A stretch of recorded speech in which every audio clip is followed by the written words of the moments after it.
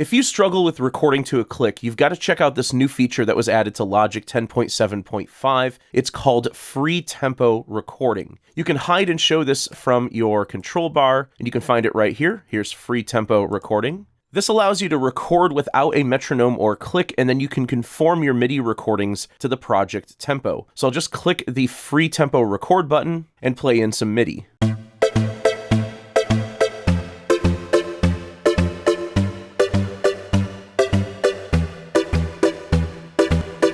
After stopping the recording, I can select the free tempo record mode I want to apply. I'm going to apply the project tempo to the region. And Logic will automatically compress or stretch the MIDI recording to fit the tempo.